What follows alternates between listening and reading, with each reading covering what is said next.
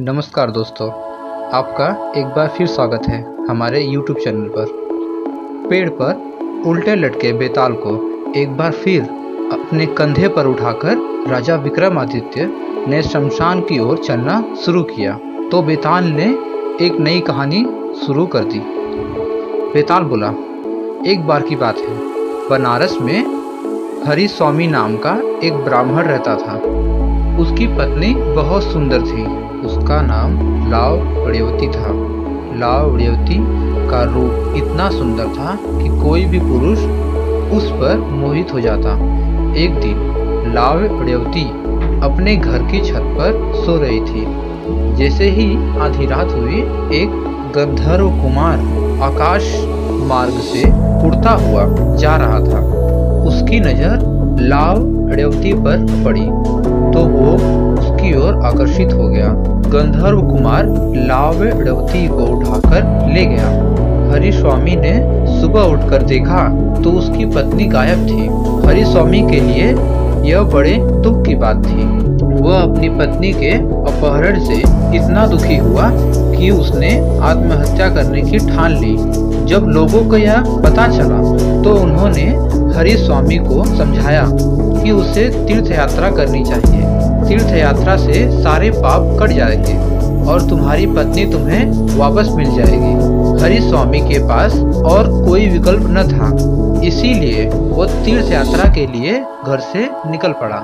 हरि स्वामी जब एक गांव से गुजर रहा था तो उसे भूख लगी। वह एक ब्राह्मण के घर पहुंचा। ब्राह्मण की पत्नी ने हरि स्वामी को खीर खाने को दी। हरि स्वामी उस खीर को लेकर एक तालाब के किनारे पहुंचा ताकि वह मुंह हाथ धोकर खीर खा सके और प्यास लगने पर उसे पानी भी मिल जाए। खीर का कटोरा एक पेड़ के नीचे रखकर हरि स्वामी हाथ पैर धोने लगे। तभी उस पेड़ पर एक बाज आकर बैठा। बाज के मुंह में सांप था और वो उसे खा रहा था। सांप का जहर हरि स्वामी की खीर में टपक गया। भूखा हरि स्वामी जल्दी जल्दी उस खीर को खा गया। उसे यह पता नहीं चला कि खीर में जहर है।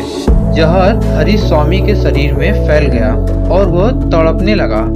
हरि स्वामी दौड़कर ब्राह्मण की पत्नी के पास आकर कहने लगा कि तूने मुझे जहर क्यों दिया, और इतना कहकर वो मर गया।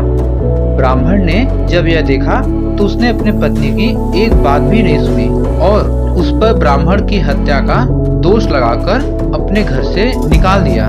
इतनी कहानी सुनाकर बेताल ने राजा विक्रमादित्य से पूछा, राजन बताओ कि इस कहानी में अपराधी कौन है, सांप, बाज या ब्राह्मण की पत्नी?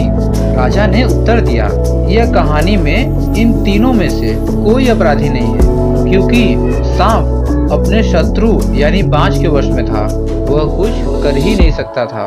बाज ने जानबूझकर खीर में जहर नहीं मिलाया, बल्कि वो तो शांतिपूर्वक अपना खाना खा रहा था।